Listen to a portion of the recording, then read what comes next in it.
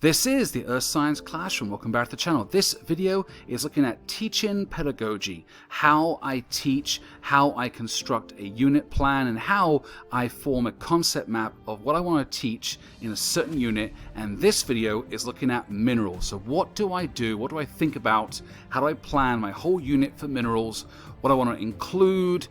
What I want to start with and then move on to the next, and what I want to end with, so it will flow nicely in the overall plan of geology, going from minerals into rocks. This is the Earth Science Classroom. This video discusses a concept map, which is a teacher's roadmap to teaching a certain unit, or could be a whole year, or could be a whole subject, but I break it down into each unit I want to teach. In this case, it's minerals. So this will be towards the start of the year where I look at geology. And minerals are a fantastic and integral part of any geology course or curriculum or subject, because it's the foundations, it's the building blocks to all the other stuff you want to get to, like rocks, petrology, depositional environments, crustal deformation, the Earth's interior, volcanoes, earthquakes, geomorphology, mountain building orogeny, plate tectonics. All that good stuff comes from understanding and showing the students what a mineral is, because the minerals form rocks. And then from there, you can go off to anything you want to do in terms of case studies, labs, and topics.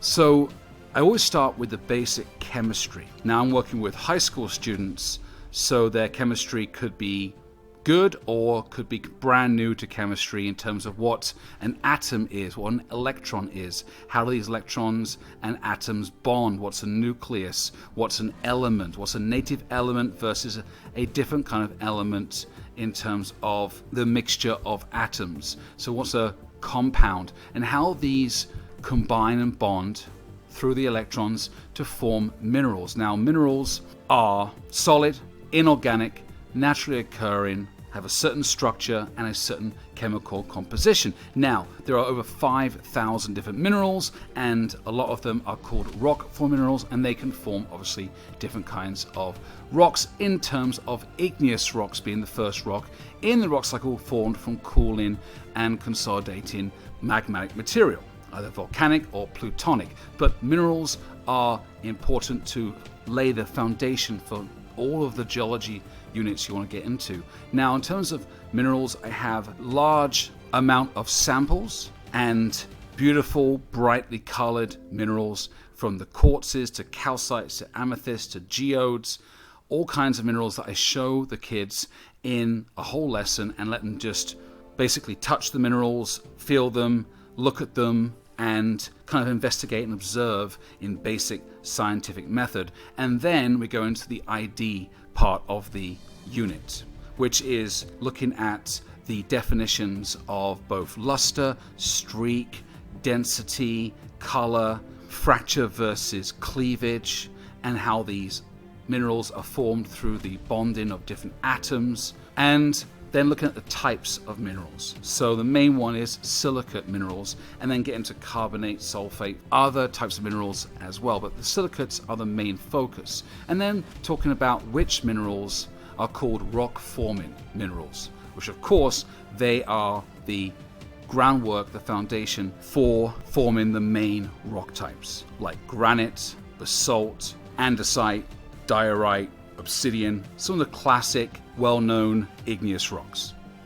Now, I'll spend between 2 to 4 lessons on minerals in total, looking at one lesson being the chemistry introduction with the atoms and bonding and elements, the second lesson being the intro to minerals and what they are and what they're composed of, and show the class all different types of minerals.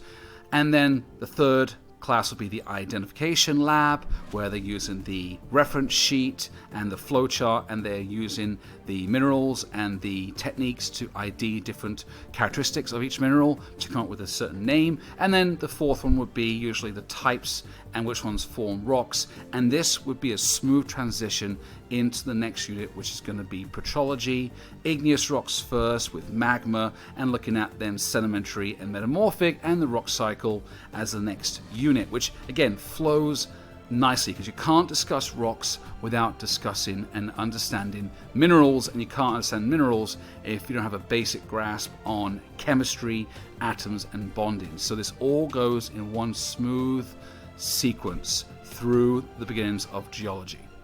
This is the Earth Science Classroom. Thanks for watching the video. If you liked it, please subscribe, like, and share. And if you want more content and videos on Earth science, please check out my channel.